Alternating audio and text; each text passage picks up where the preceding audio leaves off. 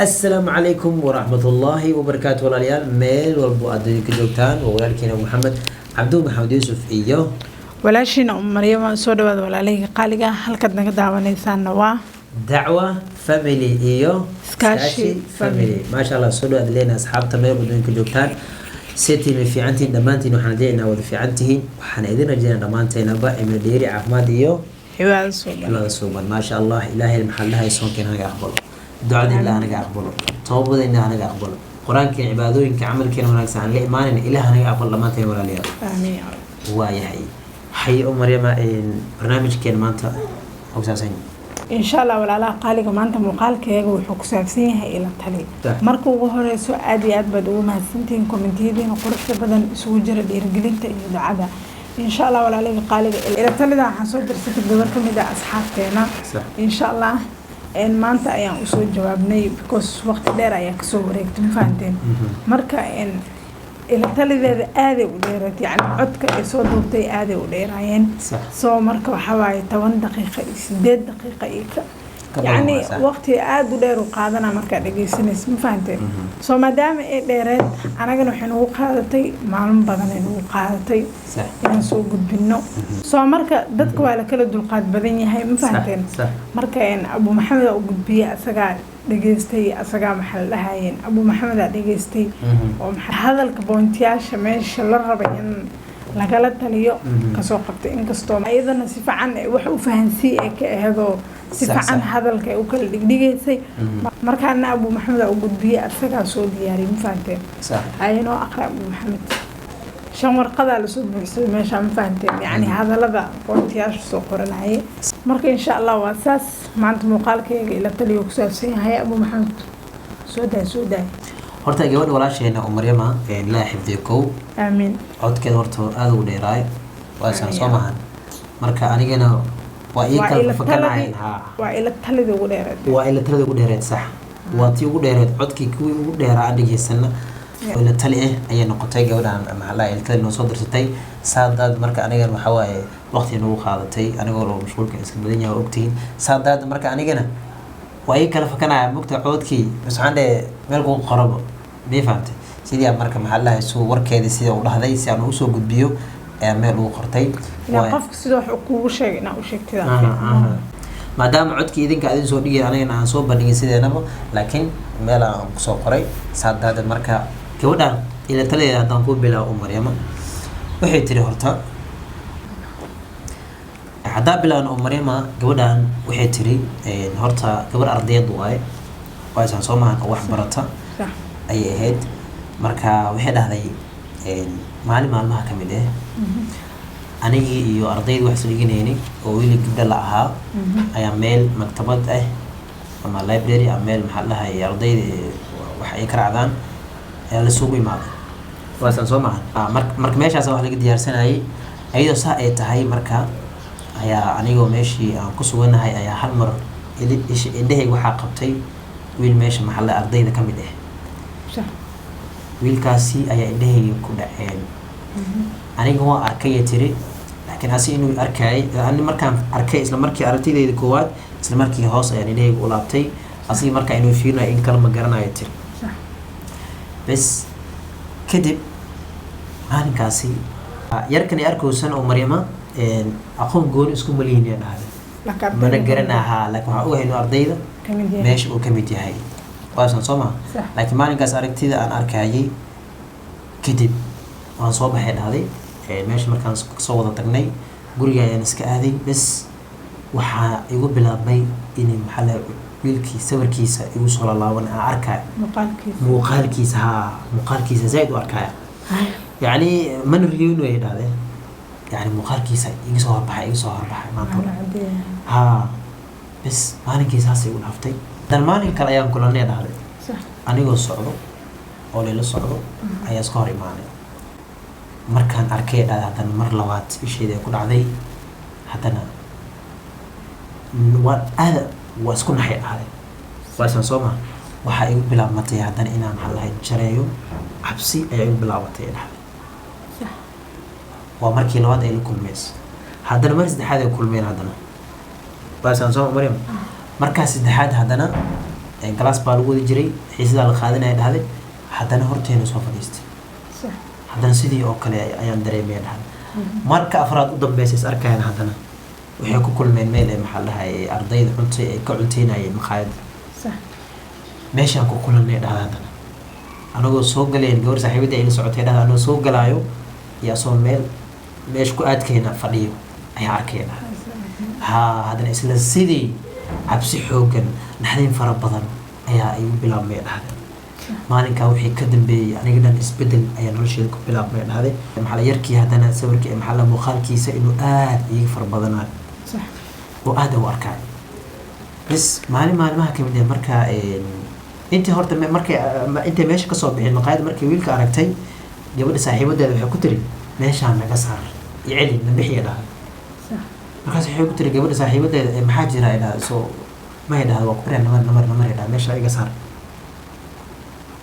gabadh walaashee gabadh saaxiibadeeda marka waxa marka warheys waxay ogtahay malahan sidii marka ay kusoo wada baxeen laakiin gadaal dambe gabadha waxay isku dayday inay weydiiso saaxiibadeeda maxaa kugu dhacay maxaa jira wax ii sheega dhahday aday gadaal dambe arrinta way ogaatay kadib waxay dhahday saan haddaa kusii socotid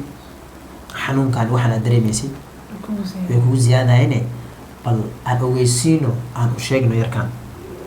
wiilka u sheeg maya dhahday iska daa maya way iga diideen dhahday go-aan waxay ku qaadatay qofka anaa soo raadina anaa contactkiisa raadinaya dhahday aan kugu soo xiraya qofkaas sidii maxaa dhahay ku raadisay maxaa dhahay lambarkiisii contactkiisa soo heshay kadib maxaa dhahay way u keentay asigee u tagtay waxay ku tiri gabar saaxiibada ayaa lamarkaa rabto markaa siin kartaa sidii aad lamarka lagu soo wada qaatay way u keentay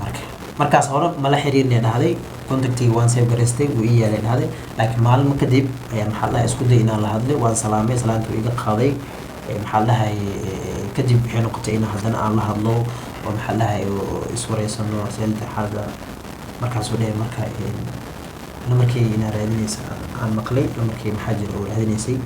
kadib marka maxaa dhahay maadaama arday la yahay dhahday markuu saa markuu idhaha horta waa isku nahay dhahday waxaan ku jawaaban garan waayo maadaama lambarkiisa anigaan soo raadi la ii keenay horta qof soo raadinaysa anigu waa dhahday lambarkaaga maxaa dhahay dee maadaama arday la yahay in isbarto way fiican tahay ayaan ku dhahay dhahay waxaan dhaha markaan waaye adig meesha ka bilaabatay laakiin jaceyl iyo wax muu soo bandhigay markaas sidii adag marka xiriirkooda ku bilaabmay isla hadlaayeen haye umarima warqad kala soo qabsaday kadib waxay tiri markaa arrinta markay saa u socoto umarima kadib maxaa dhahay gabadhii waxaan go-aansaday oo inaan u sheego jaceylkayga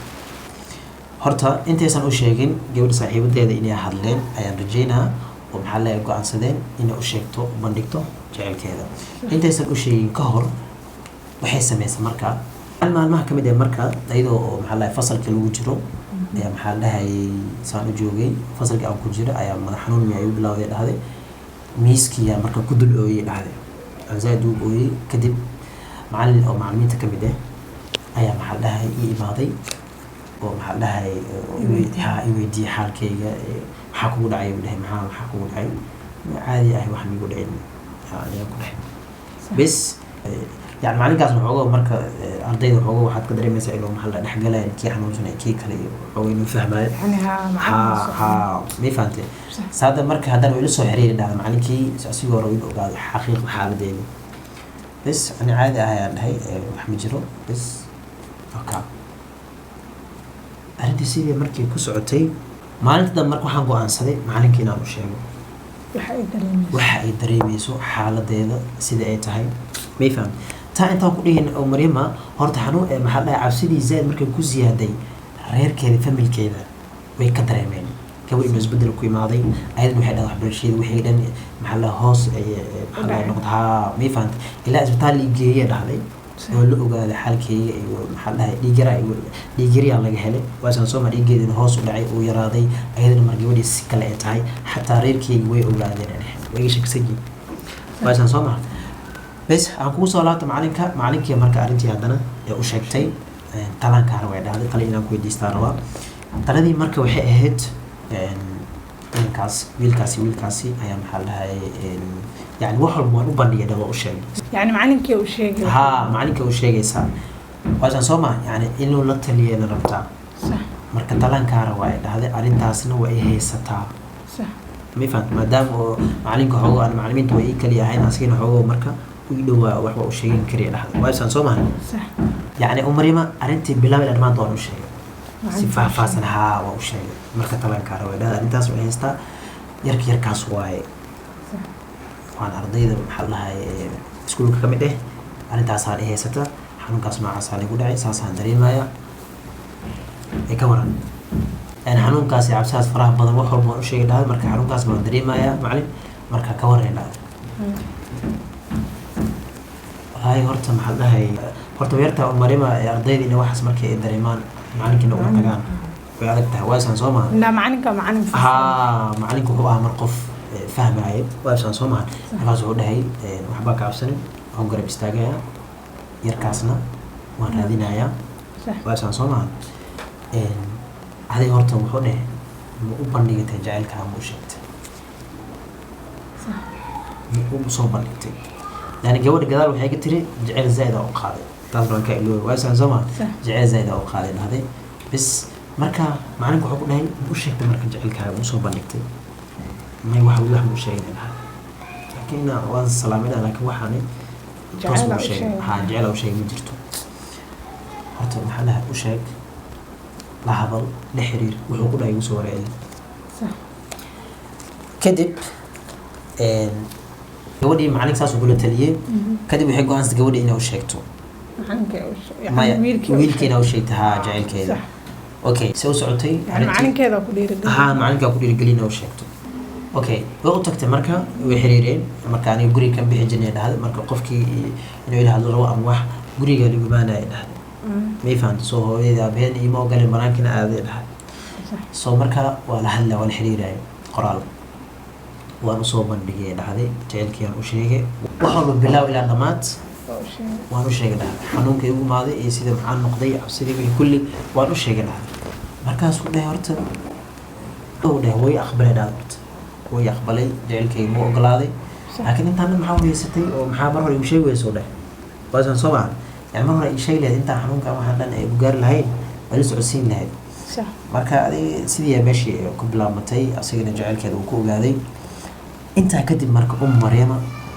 waxaa bilaaban doona marka arrin maxaa dhahay kaa yaabinaysa kuwaasaan soo maryama macalinkii oo talada ay ugu tagtay oo ay aamintay in wanaagsan u ahaa dhahday diin waxbaa ka muuqday haddana wuxuu ahaa qof weyn ay dhahday maadaama uu iga weyn yahay wanaaga kutumaysa haa la tasho ay dhahday wax ay ka qarisay malaha صح yani qofka sirta kuu dhiibanaya oo maryam waxaa waaye waa dheel ma ahan waasaan soo maahan wuxuu sameeyey marka intuu ka baxay wuxuu u tagay reerka wiilka mid ka mid ah qaraabada صح oo asigana jaamacad iyahay ayaa warkii dhan u sheegay bilaaw ilaa dhammaad laakiin muxuu u sheegaa hadal aan wanaagsanayn يعني wanaag kama gudbanin صح wax walba wuu isku haleeyey si wax qaldan ayuu ka gudbiyey صح gabadhaas idaasaane meeshoonayso saan waaye maxaa lahay wiilka idaa daba socoto sidaan waaye kan waa kan waaye gabar fiican maa saan waaye kan waa kan waaye wax aniga aan maxaa lahay ku sugnayn iyo waxaan ahaynin wuxuu ii raabtay ma jirto صح buu u sheegay وهذا اللي آمنه waa qofkii la aaminay uu ahaa war xun iga geey maadaama arday la wada yahay haddana reerkii u tagtay haddana wiilkiina gabadhaas saan ugu dhahayd oo warka dhalu xubaysay waxaa waa laga fiican yahay maram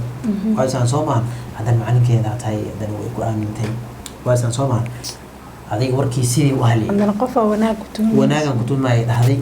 sida wax uu sheegay siduu ii galay isma lahan dhahday صح waasaan soo maryam warkii markuu gaarsiiyey aniga waxaan ka dareemay dhahday warkii inuu meesha gaaray yarka ayaan ka dareemay yarka toos ma ugu sheegayo waxay ugu dareemaysaa asaa isbedel ku imaado yarkii ay xiriirayeen waasaan soo maha arrinta jaawigay gaartay yarka wuu ogaaday laakiin ani wax ma ii sheegoya dhahday laakiin ani waxaan ka dareemayaa isbedel aan ku imaada yarkii dhahday isbedel aada weyn aan yarkii ka dareemay dhahday ay jecleed inuusa si kale u yahay asdhan sidii hore iyo qaabkii hore iskula hadlayn iyo asdhan gaagaabsiga ku jira aadaan u dareem markaasaa weydiinaya maxaa kugu dhacay maxaa jiro markaan bahana waxay dhahan wax ma jiro yani wax ma jiro adaa umaleeya ama caadi u dhahaya asigoo doonaynin uusan rabin inuu warkaa ii sheego صح laakiin anigu waan fahmay waan dareemay dhahday kadib raaqadii kalaan soo qabsanaya kadib waxaa dhacday Maryama yarkii maalmaha ka mid ah waxaa dhacday safaraa soo galay صح jaamacadu wuxuu aaday Turki maadaama arday lahaa jaamacaddii